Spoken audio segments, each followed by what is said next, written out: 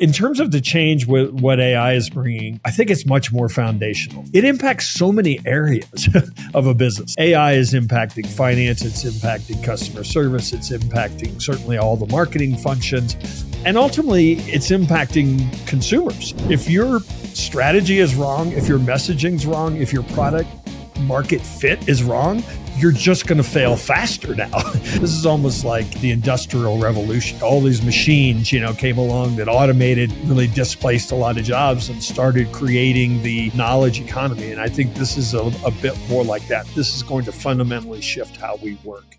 Hello and welcome to another episode of the Duct Tape Marketing Podcast. This is John Jantz, and I think I'm kind of the guest today because my host today is Sara Nay, CEO of Duct Tape Marketing, and we're just gonna have a conversation about some of the things going on in the world of marketing. I've said before, I think 2025 is going to be a year to remember in terms of change. I'll say that next year too, I bet.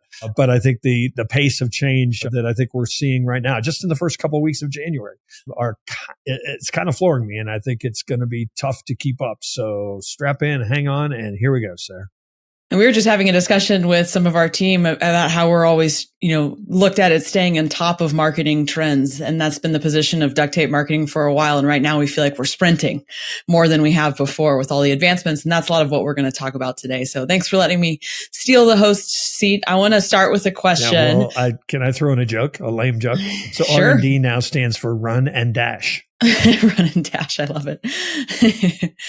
Well, I'm going to start with a question. You've been in the marketing game for quite some time now. So you were involved when everyone started building websites and getting online. And also when social media became a thing and everyone was talking about how that's going to change the whole entire industry. And so right now, obviously, we're going through a lot of conversation and discussion and excitement around AI and everything that's evolving there. So I'm curious, how does right now feel the same than some of those different excitement phases that have happened or developments that have happened over the years? And also on the other end, how does it feel a bit different this time, or does it feel different? Yeah. So, in some ways it feels, if there's a same, it's fundamentally what we're here to do as marketers. I don't think it'll ever change. And so a lot of the changes that came along were like, oh, wait, we have a new way to interact with customers. We have a new platform to be found. Customers, have a different way to buy from us. So those were kind of, in a lot of ways, incremental changes, significant ones for a lot of folks. In terms of the change with what AI is bringing, I think it's much more foundational. It certainly feels very different. And I think partly because it impacts so many areas of a business. A website, was kind of a marketing thing, whereas AI is impacting finance, it's impacting customer service, it's impacting certainly all the marketing functions. And ultimately, it's impacting consumers and, what they're able to do, greatly. And I just feel like this is I've heard some people say this, and it might be kind of cliche, but, this is almost like the Industrial Revolution. Like all these machines, came along that automated, manual labor that really displaced a lot of jobs and started creating the knowledge economy. And I think this is a bit more like that. This is going to fundamentally shift how we work. Yeah, absolutely. And the school system, a lot of it was built from that era as well. And so I've heard a lot of conversation about, potentially AI adjusting how we actually teach our children in school as well. Yeah, no more math, right? Who needs math? Who needs to learn math, right? It's done for you. A lot of what you've spoken about over the years is strategy before tactics. And now a lot of people are talking about strategy before technology. And so I'm just curious your take on, there's a lot of shiny objects in AI. There's a lot of, every time I check my email, there's 10 different tools that are being recommended for me that relate to AI. And so I think a lot of people are getting sucked into just doing things and figuring out how it works, but not necessarily taking a step back and saying, how could this apply to my business? How could I approach this strategically? So what would your advice be there for someone that needs to get out of the shiny object syndrome and focus on the strategy behind it? Well, I think there's a real danger in not. In fact, I think strategy is more important. And here's why. It's like taking somebody who used to ride a bike. You got a helmet, you're riding the bike, you're probably okay if you crash unless you're like on a mountain or something, right? But now we're going to put somebody in the seat of a Lamborghini without a seatbelt, without a helmet. We're going to say, drive really fast. And if they don't if they aren't on the right road, if they don't have the right map, if they don't have the right skills, they're just going to die faster. I know that's sort of dramatic, but I think that that's what's going to happen from a marketing standpoint, from a business. If your strategy is wrong, if your messaging's wrong, if your product market fit is wrong, you're just going to fail faster now. Yeah. So you might succeed faster as well. But if you don't have the right strategy in place, it's going to say, here's the path we're going to take. There's a real danger in just having a whole lot of technology that's going to get you there faster. Yeah, absolutely. What about the mindset shift too? Because there definitely are different sides of things. People are like, AI is the future, stuff's changing quickly, this is the best thing ever. But there's also the other side of things where people are like, I'm terrified as where we're going. Sure. We're going to lose all these jobs. And so what about adopting the right mindset to be able to advance with these? Well, I think there's legitimate fear. There are a lot of jobs that are going to be displaced, a lot of positions, a lot of skills that are not going to be that important. I mean, when you think about it, I now have the world's smartest human beings, the world's, greatest IQ at my disposal. All of a sudden being smarter, is not going to be an advantage necessarily, because we can tap that computing power. So the mindset shifts, I think it's at two levels. Certainly at the leadership level, you have to embrace it. You have to train your folks. You have to get them ready. And I think at the manager, the skilled, person working in an organization, they have to realize that their job is probably not anymore about doing technical things. It is going to be about managing the path that those technical things are being done on. So, that might not be a fit for everybody who, really likes to get in there and crunch the numbers and analyze the data, instead of really, looking at like, I need to be really good at reading actuary tables, for example. You actually need to be really good at analyzing, this amazing output that you're going to get from these tools, and managing and orchestrating the output that you get and making sense of it and contextualizing it.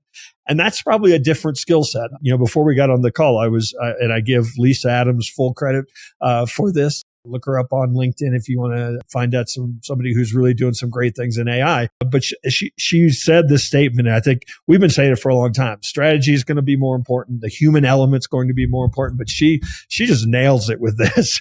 As AI democratizes IQ, EQ is going to become more important.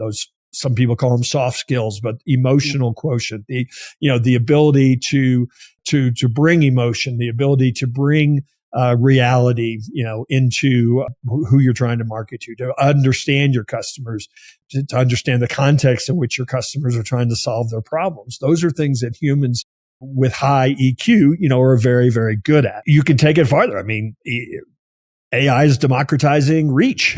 So community is going to be more important. Like as we can spam more people, communicating is going to be more important. As AI just makes it so easy for anybody who's never written 2 words or put 2 sentences together, can now theoretically create long form content, having that personal connection with your clients is going to become more important. So those are all things that, if you were going to go read a book or take a course on EQ, those are the kinds of things, listening, empathy are the kinds of things that they would talk about. And I think those are going to be the things that those are going to be the skills that are going to be valued in the job market moving forward. Yeah, absolutely. And so we've talked about this a lot, you and I too. Right now, we're not thinking about AI as replacing jobs. It's helping us do different or better or higher level work. And so I think that also sums up what you were saying there. We're not like firing our whole team and letting them go because we're bringing a bunch of AI. But we are helping them all elevate and us ourselves elevate, to focus on the strategic thinking and the creativity and the collaboration and the EQ elements that you talked about there as well.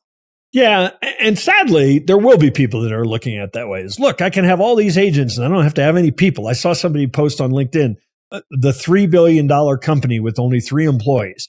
And, those get headlines, those get clicks. But, frankly, it is going to displace the positions or the functions inside of organizations.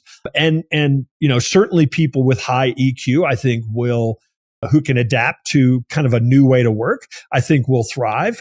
And there will be some just like everything. I mean, when the automobile came along, when the factories came along, I mean, different jobs got displaced. When the computer came along, different jobs got displaced. And ultimately, new jobs were created, new education was created, new training was created for people to change the skills. But that's never great for somebody that, all their life has done a certain type of job. And now they're being told, oh, you have to work differently than you have your whole life. But that's come really with even incremental changes, over time in the workplace. Yeah. I think it's really important. I read something the other day about the mindset shift with AI, and what you were talking about there is like, you really have to have a growth mindset with this thing. You have to be eager to learn and expand and grow as a human to be able to get the full capabilities of AI. And I think that's a good way to think about it as well. Yeah. And I'll acknowledge it's exhausting. Yeah. But I think particularly at the speed, that we're moving right now, but you're absolutely right. You have to have that growth mindset. And it's tough because, I mean, it means you have to do things that are not comfortable, maybe. There's a lot of people that you mentioned this idea that AI, seems really frightening and kind of techie. And so there's just, some folks that's not their comfort zone, but it's a matter of, I don't mean this in a really negative sounding way, but I don't think we have much choice. Yeah. Yeah.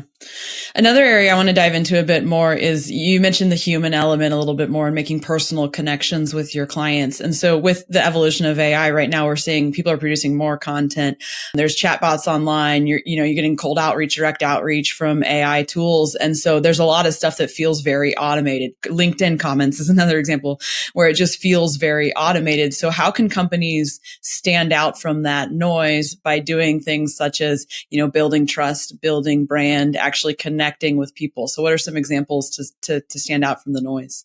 Well, I think for a lot of marketers, particularly, you have to really understand your brand voice. I mean, you have to have a brand voice. I mean, that's one of your differentiators. It's, duct tape marketing is quite often seen by people as very practical, down to earth, plain spoken. And that's a brand voice that we've spent a lot of time developing. And, shame on us if we use some of the automation tools to not sound like us. So I think that's really, I feel like we're very empathetic. I think we're very caring about what we do and care about the people that we serve. And that comes out, I think, in the content that we produce. And, it is really tempting to say, oh, look, I can automate somebody having 100 LinkedIn comments, spread all over the place. Well, first off, it probably is counter to what you're trying to do, because, you and I have laughed about it. You see these comments on your LinkedIn posts, and it's clearly, that was just AI generated, and it really actually kind of makes you want to ban that person, and so it's certainly not doing any value for them. But I think what it just means is it'll get easier to spot something that is both AI generated and something that is actually authentically generated. I think the gap between those two is going to get even larger. And so spending the time to say, hey, here's who I really am, and this is how I talk, and maybe I don't use punctuation here, whatever it is, that is your brand voice. I think just understand it and stay true to it. And I know there are a lot of people talking about, oh, you could train AI to do that, but I can spot it. Yeah. I think one of the easiest ways to spot an actual human producing content for me versus AI, one of the best ways I can see is storytelling. If someone's talking about their actual personal experiences, I think that's an easy way to spot. So do you think there's going to be an increased importance of storytelling as a brand, and also, humans representing the brand as well? Yeah, I think storytelling's actually been hot for 10 years, that idea in marketing. But I think you're right. It's now going to be a key differentiator. I mean, AI can't make up that case story or that example of, what happened, on a day at work in your actual office. It can't be made up. And so, I think that's in a lot of ways going to be a huge differentiator. Yeah, absolutely. Do you think there's a specific area of marketing that's being shaken up the most right now? So SEO, paid, any channels that are being shaken up the most right now? Well, I think the content one was the first one that, of course, when people woke up and went, wait, I hate writing content. You mean I can just put this in this thing and it'll spit out 700 words? I mean, the real temptation, was first there because it seemed so easy, seemed, too good to be true. Right. And so people certainly jumped in there. So now a lot of people are starting to realize the backlash of that and the fallacy of, of that just being able to produce content. So that was the first area though that clearly got disrupted. I would say the next one is clearly going to be coming in the creative space, the design, the video, the editing. I mean, those are things that I don't think there's too many people out there going to Dolly and producing, images for everything. But certainly it's not far away, and they're not only having video and audio editing tools that work quite well. They're going to have video and audio creation tools that are going to work, to the level where you could actually put in a script and it will actually create an entire video for you. So I think there'll be some disruption there. Again, I think that's one of those things that now all of a sudden there's a lot of things that AI tools can do. And, I think the differentiator is going to be somebody looking at it and saying, with our brand voice in mind, with our brand promise in mind, what should it do? And so, there are things, I had somebody that wanted to have an AI bot interview me for a podcast, for example. I was like, well, first off, I wasn't interested. But secondly, I was like, why would anybody, think that was a good idea? Yeah. But, there are a lot of things that people do because they look at it and they go, look, if we connect this together and this connect, and people get really excited about that. But I think we have to stay real and say, okay, from a practical sense, what would be the best experience for our clients? Yeah, absolutely. And that's why we've been really focused on recently in our conversations is what's a good use case? Like, why are we exploring this? How can we actually make a difference with that? And I think that's an important thing to keep in mind. Another area that I've heard you talk about a little bit is hyper-personalization in terms of communication. And so it's not going to be just about mass content to everyone that follows you. Like, we have an opportunity to get a lot more focused in what we're saying to specific people. So I would love to just hear your insights and what do you think the opportunity there is for 2025? Well, for a lot of smaller businesses, the opportunity, personalization's been there. Let's face it, since email service providers came along and you could say, hey, John, inside an email, that's a level of personalization that's been there forever. But what AI does is gives us easier access to a lot of data. So for instance, not only do I know your first name, I know your LinkedIn profile and I know the last 5 things you've posted about. And that can actually be brought into a data set, keeping all privacy, things in mind. That can be brought into a data set that would allow me to say, hey, here are 4 products we sell. You talked about this. I'm going to send you an email on Tuesday morning at 7:00 because that's when you post all the time. And I know you're around on your computer. So I'm going to send you that email and I'm going to talk about not only a certain product that we have that I think would be a fit for you, but the problem that you uniquely identified that it solves for you. So that's the promise of it. Now, the challenge, of course, is, a lot of small businesses don't have access to that data. A lot of larger organizations certainly are way ahead in that game. But segmenting and personalizing is something that, a lot of the tool sets are going to start making easier in the very near future. And I think it's, a lot of what we have to do as marketers is informed by behavior that other companies are doing that people get used to. And so when people start expecting that you're going to understand, what they need, or you're going to understand that they already bought that product, they're going to be less tolerant about, your kind of one size fits all kind of promotion. Yeah. On the sales side of things, I'm using a tool right now to prepare for sales calls where it basically brings in someone's DISC profile based on their LinkedIn. And it helps me understand how to sell to that unique individual, how to get their attention. Should I stay very high level or should I get down into the weeds? And so that's just an example of more personalized sales. I know you were talking a lot about marketing, but marketing and sales go together. So yeah. And it's funny that I use that same tool. Of course, I just did a Google Meet with somebody and it actually popped up in the Google Meet and said, here's how to talk with that person. So it's pretty cool. Yeah. Awesome. I suspect it does in Zoom. I've never done it, but that was the first time I'd seen it. Nice. Well, we're at the top of our time about, so any final thoughts just on the topic of 2025, what people should be focusing on right now in marketing? Well, you said probably the one that's the biggest, is continue to evolve. I mean, this is not going to stop. You're not going to catch up necessarily. So continue, to grow, continue to commit to growth. And I don't think you have to throw your hands up and say, oh, I have to learn everything about this.